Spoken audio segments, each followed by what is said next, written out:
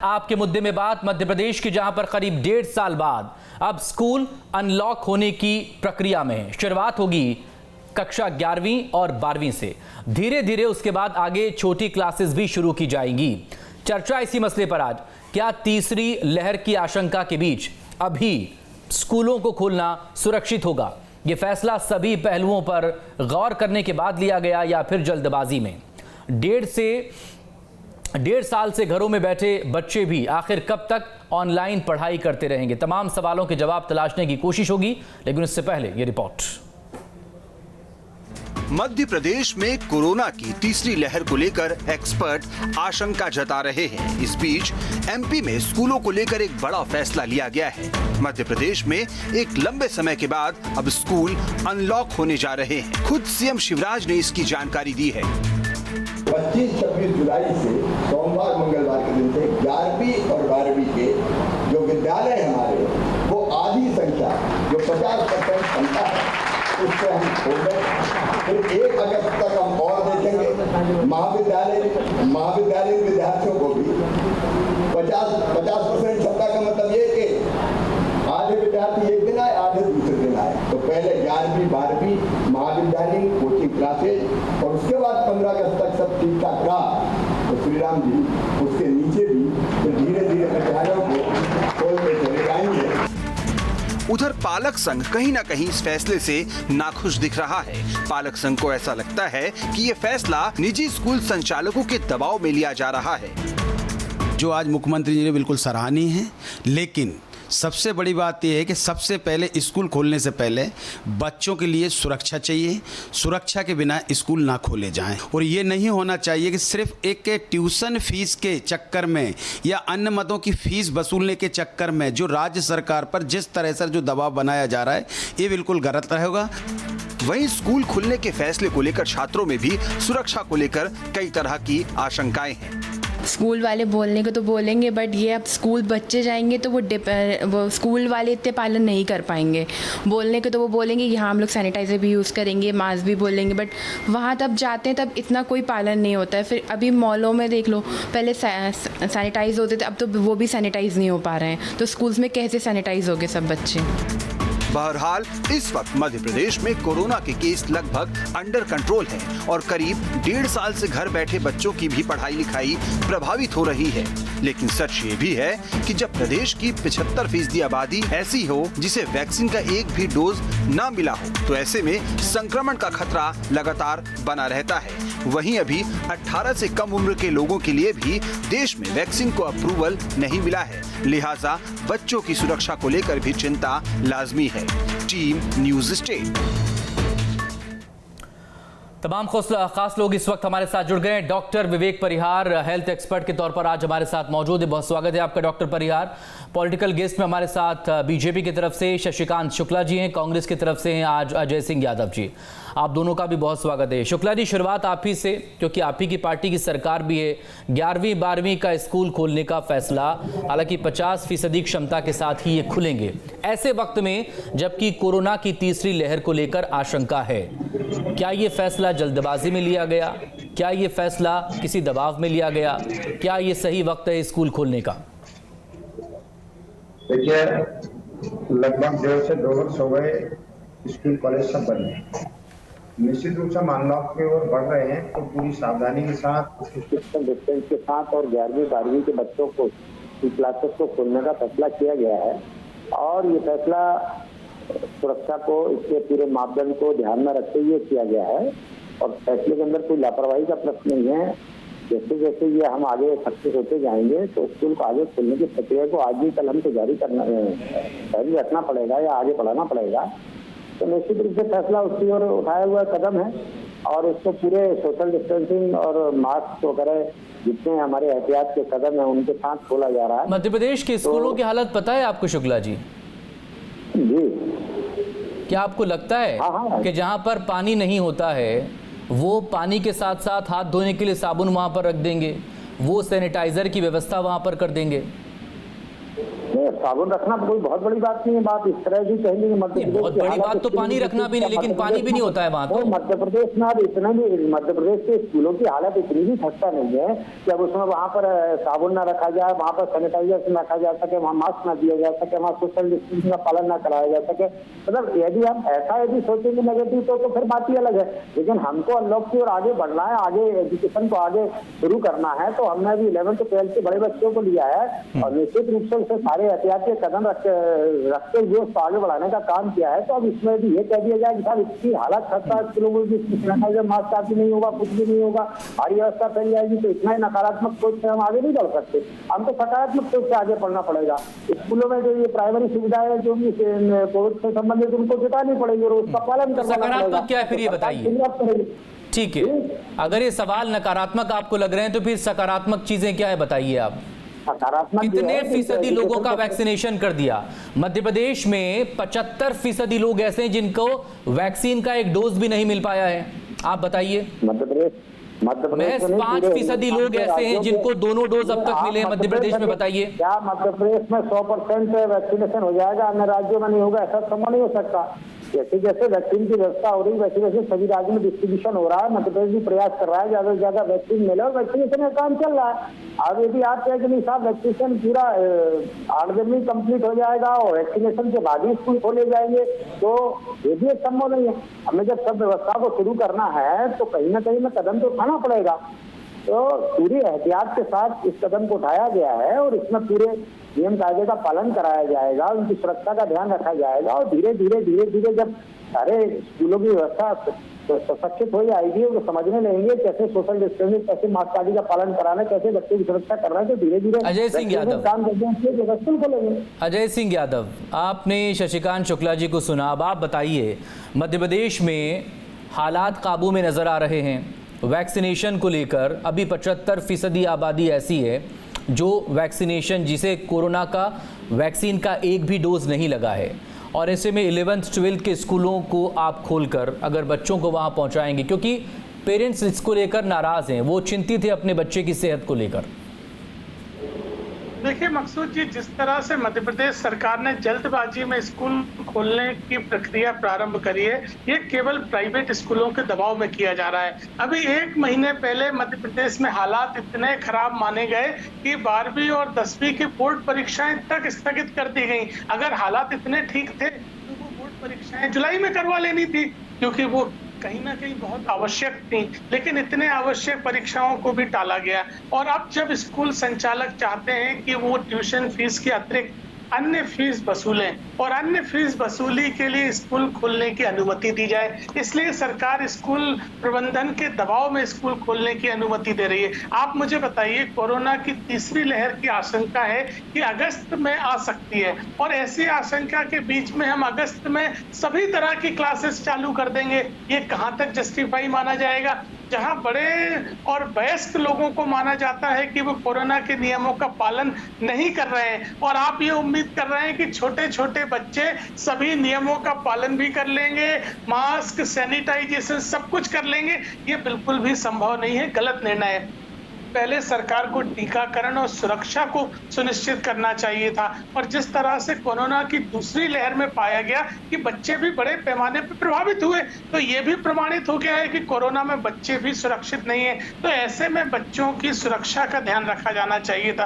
पहले वैक्सीनेशन की उपलब्धता होना चाहिए थी, बच्चों की वैक्सीन आना चाहिए थी, और उसके बाद स्कूल खोले जाना चाहिए थे। सरकार को इस तरह से स्कूल प्रबंधन के दबाव में निर्णय नहीं लेना चाहिए। सरकार को पुनर्विचार करना चाहिए। और अगर शुक्ला जी कह रहे हैं कि सरकार ने फैसला किया है, सोच समझकर तो जनता को बताएं कि आप कैसे बच्चों की सुरक्षा सुनिश्चित कर रहे हैं। वो भी पता होना चाहिए अभिभावकों को कि सरकार ने क्या सोचा है कि बच्चे सुरक्षित रहेंगे स्कूल जाने के बाद भी।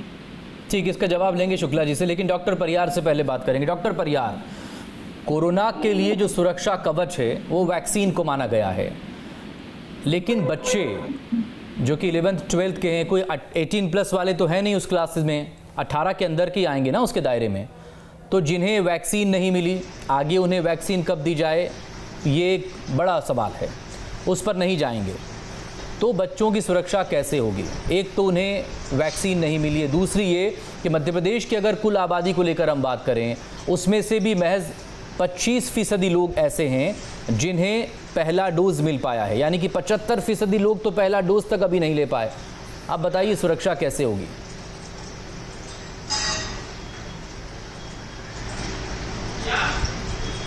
देखिए मकसूद जी, बिल्कुल आप जो कह रहे हैं बिल्कुल सही है। अभी तो हमने जो है 18 साल के ऊपर के लोगों का टीकाकरण जो है वो 30% के ऊपर भी अपन नहीं पहुंचे हैं, तो मध्य प्रदेश की बात करूं तो फिर हम बच्चों के बारे में, अभी आप देखें बच्चों के बारे में वैक्सीनेशन का जो है अभी भी रिसर्च चल रही है। अभी भी कंफर्मेटरी कोई रिसर्च आई नहीं है कि हम वैक्सीनेशन जो है अभी स्टार्ट हो गया हो, और ये थोड़ा सा जल्दी होगा। अगर हम 1.5 साल रुक सकते हैं तो कम और 2-5 महीने जो है वेट करना चाहिए था। ऑनलाइन क्लासेस जो है बिल्कुल जो रेगुलर चल रही हैं वो चलनी चाहिए, उसकी परमिशन देनी चाहिए थी। और आप देखेंगे 2-3 दिन से जो है प्राइवेट स्कूलों ने स्ट्राइक कर रखी थी कि जो है फीस को लेके, तो वो सब चीजें जो है फीस आप ठीक है, फीस आप थोड़ी सी ले सकते हैं एक्स्ट्रा, लेकिन आप बच्चों को स्कूल में प्रवेश कराना, वो भी जो जिनका टीकाकरण बिल्कुल स्टार्ट ही नहीं हुआ है, अभी शुरुआत ही नहीं हुई है, क्योंकि अभी इस पर रिसर्च अभी तक चल रही है। तो ये कहीं ना कहीं जो है एक जल्दी स्टेप होगा, तो गवर्नमेंट को है इस चीज में सोचना चाहिए। और पहले तो जो है आप वैक्सीनेशन की आप देखेंगे, जो वैक्सीनेशन प्रोग्राम जो गवर्नमेंट चलाए थे पिछले महीने की बात करूं, मैं जून के महीने की बात करूं, तो आप देखिए महाअभियान वैक्सीनेशन के कुछ चलाए गए, बहुत अच्छे चलाए, परंतु अभी आप पिछले 10 दिन से देखेंगे जो है बिल्कुल व्यवस्थाएं जो है बिल्कुल ढीली हो गई है। वैक्सीनेशन सेंटर्स पे वैक्सीन की उपलब्धता है वो भी बिल्कुल ना के बराबर है। तो ये सब चीजें जो है गवर्नमेंट को बिल्कुल पहले सुनिश्चित करनी चाहिए, उसके बाद ही जो है स्कूल ओपन करने चाहिए। क्योंकि अभी जो आप देखें 11वीं-12वीं का जो निर्णय लिया है, तो उनकी उम्र जो बच्चों की होती है कहीं ना कहीं जो है 15-16 वर्ष की रहती है, 18 साल से ऊपर होते ही नहीं है। तो ये कहीं ना कहीं एक जल्दी डिसीजन जो गवर्नमेंट ने जल्दबाजी में एक डिसीजन लिया है, उसको बिल्कुल नहीं लेना चाहिए था। लेकिन शुक्ला जी तो कह रहे हैं कि कोई जल्दबाजी में लिया गया फैसला नहीं है। आज से ही जो आवाजें उठने लगी और बच्चों को भेजने भी नहीं, कोई जल्दबाजी में लिया हुआ फैसला नहीं है, ये सकारात्मक होकर सोचिए, क्योंकि सब कुछ हमेशा के लिए बंद नहीं हो सकता।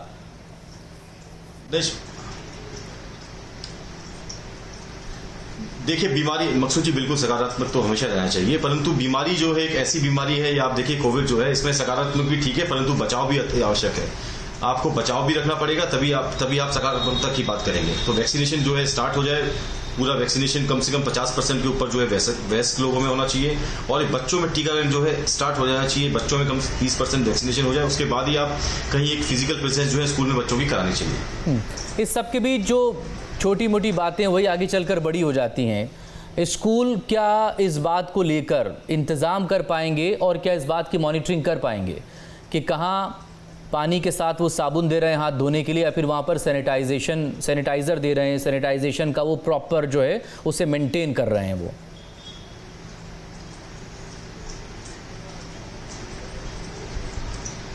देखिए मकसूद जी बिल्कुल बहुत मुश्किल है। मैं आप स्कूल की बात करें, आप पहले भी जो व्यवस्थाएं आपने देखी हैं, कहीं ना कहीं हॉस्पिटल्स की, सरकारी हॉस्पिटल्स की व्यवस्थाएं जो है बहुत गवर्नमेंट ने कोशिश भी की, परंतु कहीं ना कहीं व्यवस्थाएं जो है फेल रही है। तो मध्य प्रदेश में जो है आप देखिए हजारों स्कूल हैं, तो उनमें व्यवस्थाएं जमाना जो है मतलब बहुत मुश्किल है। पहले या तो गवर्नमेंट को पहले व्यवस्थाओं जो है वो अच्छी करनी चाहिए, उसके बाद ही कहीं ना कहीं स्कूल में प्रवेश देना चाहिए।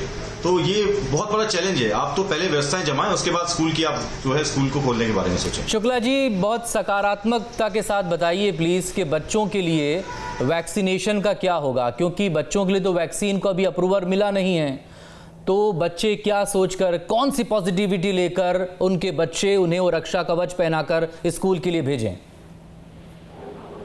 देखिए अभी तो जो एहतियात के तौर पर सोशल डिस्टेंसिंग, मास्क लगाने का काम, सैनिटाइजर का काम, जैसा आपने कहा साबुन रखना, साफ सफाई रखना, इन पर मॉनिटरिंग की जाएगी, शासन की निगाह होगी, देखा जाएगा कि सब व्यवस्थित रूप से चल रहा है नहीं चल रहा है। स्कूलों को समय पर उनको हिदायत दी जाएगी कि पूरी व्यवस्था के साथ स्कूल खोलेंगे, कड़ाई के साथ उसका पालन कराया जाएगा।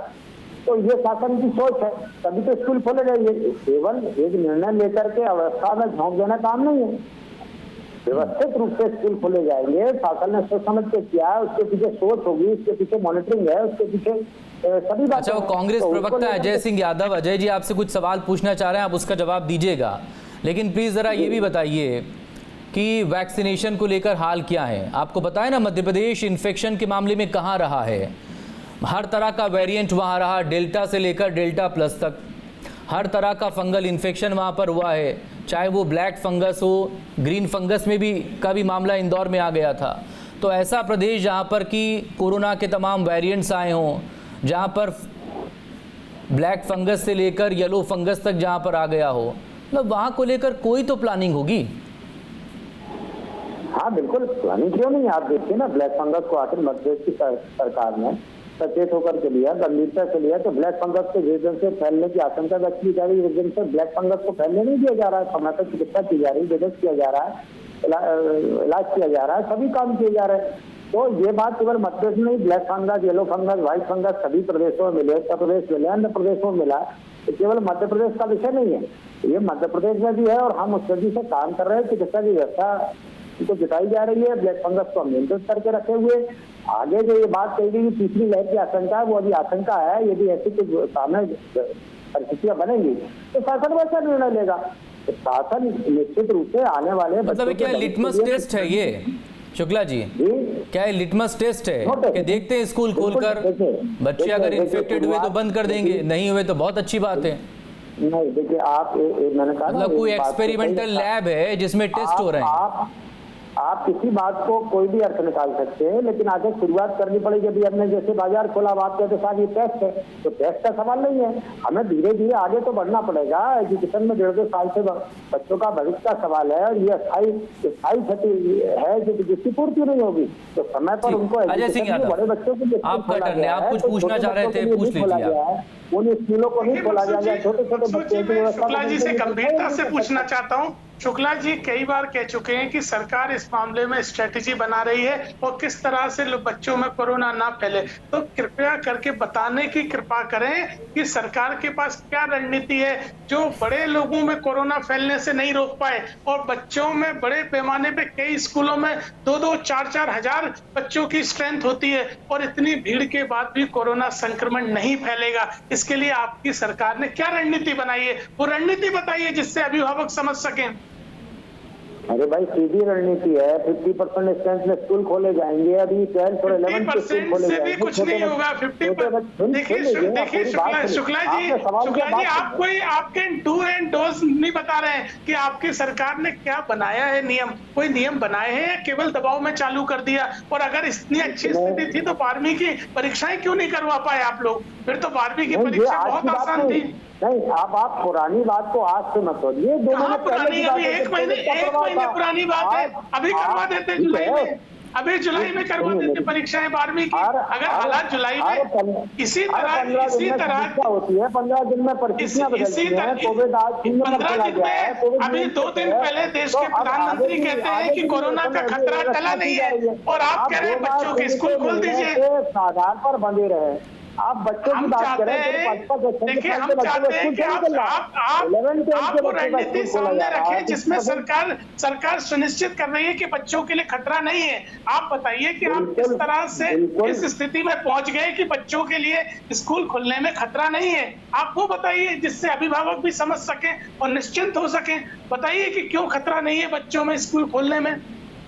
50,000 स्कूलों में केवल एक टीचर है। आप बताइए इस तरह के इंफ्रास्ट्रक्चर के साथ मध्य प्रदेश में स्कूल चलते हैं और आप कह रहे हैं कोई खतरा नहीं है। 50,000 स्कूलें मकसूद जी अतिथि शिक्षक 50,000 इसलिए धक्के खा रहे हैं क्योंकि सरकार उनको वेतन नहीं दे रही है। ऐसी व्यवस्था में कैसे स्कूल चलेंगे, कैसे सोशल डिस्टेंसिंग का पालन होगा? सुनिए यादव जी, यदि कांग्रेस सरकार होती तो वेतन नहीं हो तो बाहर कर दिए जाते। एलिवेटर में 25,000। शुक्ला जी आप जवाब दीजिए कि किस तरह से बच्चों को खतरा नहीं है। आपने ऐसी कौन सी रणनीति बनाई है? देखिए मुझे बताइए, बच्चों के अभिभावकों को निश्चित करिए। ऐसी लापरवाही आपने कोरोना की दूसरी लहर से पहले करी, बड़े बड़े आयोजनों की अनुमति दे दी और परिणाम देखा कि मध्य प्रदेश में 2 लाख मौत हो गई। 2 लाख मौत हुई मध्य प्रदेश में आपकी लापरवाही की वजह से। आपने बड़े बड़े आयोजन करवा दिए, आपने बड़ी बड़ी शादियों के आयोजन, चुनावी रैलियों की अनुमति दी, तो उसका परिणाम निकले ना दूसरी लहर में। आप चाहते हैं कि बच्चों के ऊपर खतरा डाला जाए, ये अच्छा निर्णय नहीं है। यदि कांग्रेस आप पहले बच्चों के स्वास्थ्य को सुनिश्चित करने के लिए आपकी सरकार के पास क्या रणनीति है वो बताइए। शुक्ला जी बताइए कि आपकी सरकार के पास क्या रणनीति है कि बच्चों को खतरा नहीं होगा। आप केवल इतनी सी बात बता दीजिए, क्या रणनीति है बच्चों के लिए कि खतरा नहीं होगा? आपका आशय ये है क्या कि आगे कभी शिक्षण संस्थान ना खोले जाए, आगे ना बढ़ाया जाए, शिक्षण संस्थान खोले जाए, लेकिन आप बताइए ना, स्वास्थ्य को सुनिश्चित करिए, खतरा सुनिश्चित करिए। अरे वैक्सीनेशन करवाइए, उसके बाद खोलिए, वैक्सीनेशन करवाइए, उसके बाद खोलिए। संडे को लॉकडाउन करिए, आप तो बाजार भी नहीं खोलने दे रहे। शुक्ला जी, इस तरह की जुमलेबाजी से काम नहीं चलेगा। आप बताइए क्या रणनीति है कि बच्चे स्कूलों में सुनिश्चित रहेंगे? प्रमाणित हो रहा है। देखिए, कांग्रेस या भाजपा का सवाल नहीं है, ये प्रदेश के अभिभावकों और बच्चों का सवाल है कि बच्चे स्कूल जाएंगे तो कैसे सुरक्षित रहेंगे, बताइए। आप बताइए ना, यही तो मैं जानना चाहता हूँ। आप मुझे बताइए, आपकी सरकार ने निर्णय लिया तो किस आधार पर लिया? तो 11th और 12th के स्कूलों को खोलने का प्रयास किया है। अभी हमने 5 साल मुझे आधार बताइए, कैसे सुरक्षित रहेंगे? आप ये तो बताइए किस तरह से सुरक्षित रहेंगे बच्चे? बच्चों को सोशल डिस्टेंसिंग, मास्क ये कैसे सुनिश्चित होगा? सैनिटाइजेशन कैसे सुरक्षित होगा? सोशल डिस्टेंसिंग कैसे पालन होगा? ये आप बताइए। इसके लिए कोई टास्क फोर्स बनाएंगे, क्या बनाएंगे बताइए। जहाँ पर जो स्कूल संस्थान खोले जाएंगे वो स्कूल बता दिया ना शुक्ला जी ने कि वो सकारात्मक होकर सोच रहे हैं। सकारात्मक रहिए, पॉजिटिव रहिए, हालात बदल जाएंगे। डॉक्टर परिहार से बात करेंगे प्लीज। अजय जी थोड़ा सा खामोश हो जाइए। पॉजिटिविटी से लोग भाग रहे हैं। नहीं, ये सवाल नहीं है, उनकी जवाब नहीं है उनके पास, छोड़िए। डॉक्टर परिहार, ऐसे वक्त में जबकि अनलॉक चीज़ें की गई, बड़े तक सुनने को तैयार नहीं हैं, आप स्कूल स्टूडेंट से किस तरह की उम्मीद करें? हम यही उम्मीद करेंगे कि वो ज़्यादा समझदार होते हैं, वो बेहतर करेंगे, कम से कम बड़ों से तो बेहतर वो करेंगे। लेकिन फिर भी इंतज़ाम से लेकर तमाम और सवाल तो है ना। सवाल इसलिए क्योंकि आप बच्चों की बात हो रही है, वो बच्चे जो कि अभी वैक्सीनेशन के दायरे में नहीं आए हैं।